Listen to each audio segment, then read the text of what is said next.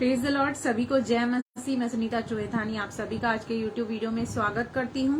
और जिस तरह से हम 2 वीडियो सुन चुके हैं ऑलरेडी तलाक के ऊपर, आज एक और वीडियो आपके बीच में लेके आई हूं। और आज मैं आपको चैलेंज करती हूं, दावा करती हूं, अगर आपने ये वीडियो एंड तक देखा तो तलाक लेने का ख्याल आपके दिमाग से बिल्कुल निकल जाएगा।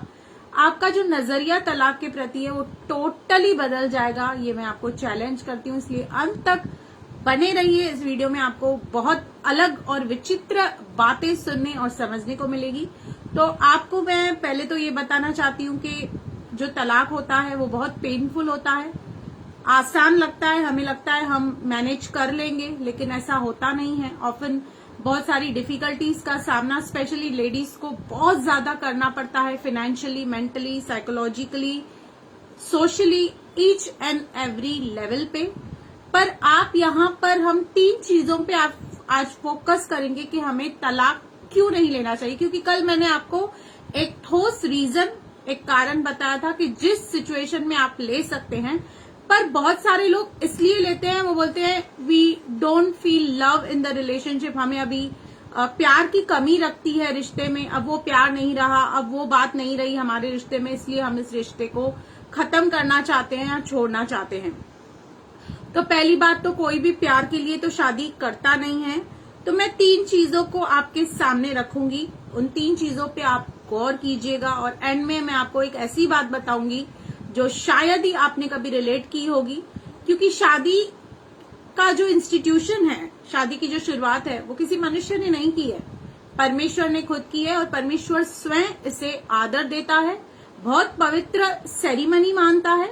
यहाँ तक कि मैंने कहा कि चाहे आपकी बिलीवर रीति से शादी हो या अनबिलीवर, वहां पे परमेश्वर का एक बड़ा रोल रहता है। और जब हम शादी करते हैं तो हम बहुत सारी प्रतिज्ञाएं, कि शादी एक कवनेंट है, वोज लेते हैं कि दुख और सुख में तुम्हारे साथ रहूंगी, अंत तक तुम्हारे साथ रहूंगी, जब तक मौत हमें अलग न करे हम अलग ना होंगे। तो क्या हम जो वोज लेते हैं वो सब ऐसे ही झूठ में लेते हैं? क्या परमेश्वर उन अंगीकारों को नहीं सुनता जो हम उस वक्त करते हैं? 3 चीजें आपके सामने रखूंगी। सबसे पहले जॉय यानी कि आनंद, उसके पास सिग्निफिकेंस यानी कि इसका अहमियत, शादी की अहमियत। तीसरा ओनरशिप, क्या आपको ये अधिकार है अपनी शादी को एंड करने का? तीनों चीज आपके सामने रखूंगी।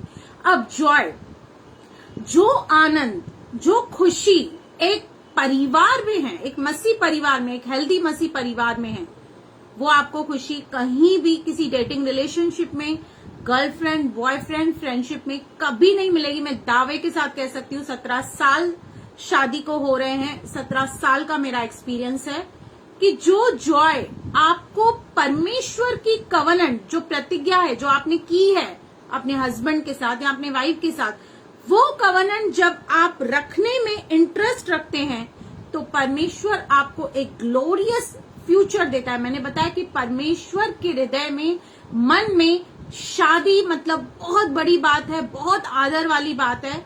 परमेश्वर कदापि ये चाहता नहीं है कि कोई भी शादी टूटे, चाहे बिलीवर की हो या अनबिलीवर की।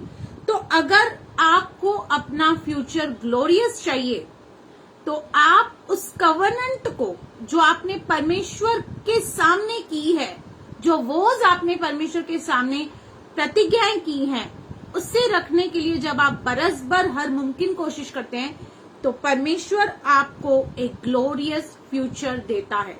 आपको लगेगा प्यार नहीं है, मुझे दूसरी जगह, क्या गारंटी है जो आप दूसरी शादी करोगे वहां पे आपको सक्सेस मिल जाएगी? क्या गारंटी है कि जो दूसरा पार्टनर आप ढूंढेंगे वो सही होगा? किसी बात की गारंटी तो है नहीं।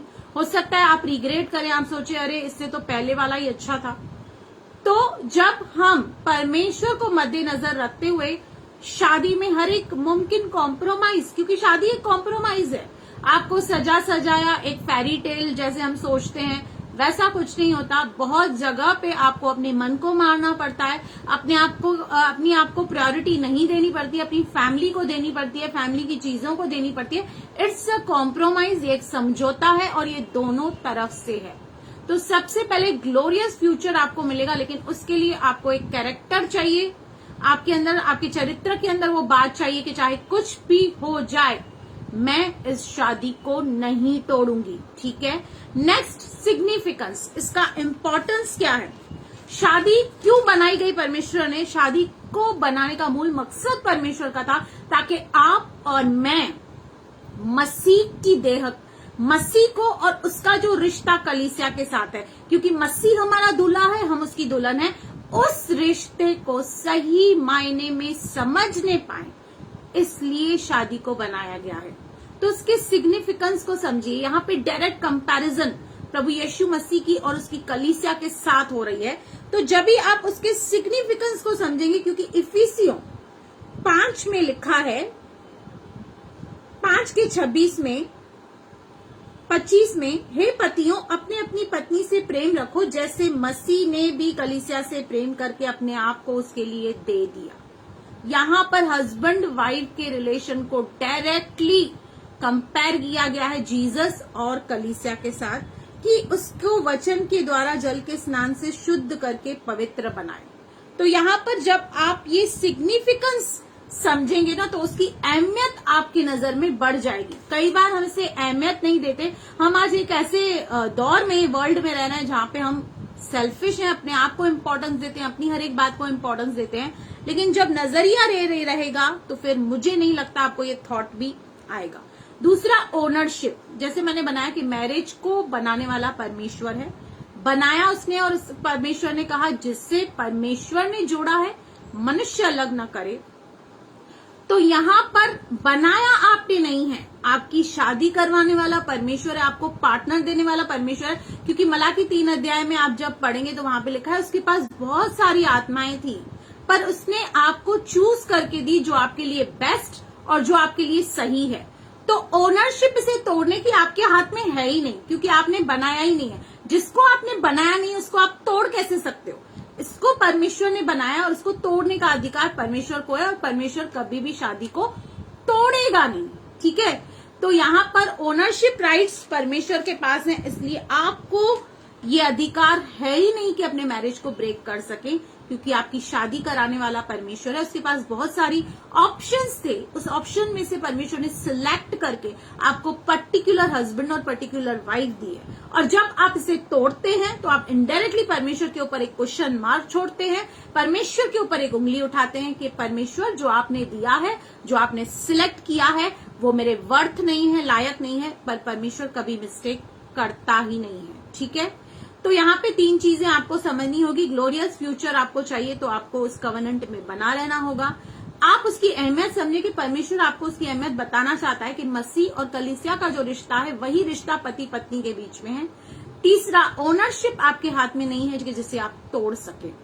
अब यहाँ पर मैं एक सवाल आपको रखना चाहती हूँ कि जिस तरह से अक्सर पति और पत्नी एक दूसरे में से नुक्स निकालते रहते हैं, देखिए तोड़ना है तो गलतियां तो निकालनी होगी ना, गलतियां निकालते रहते हैं या छोड़ने की बात करते हैं, सेपरेट होने की बात करते हैं।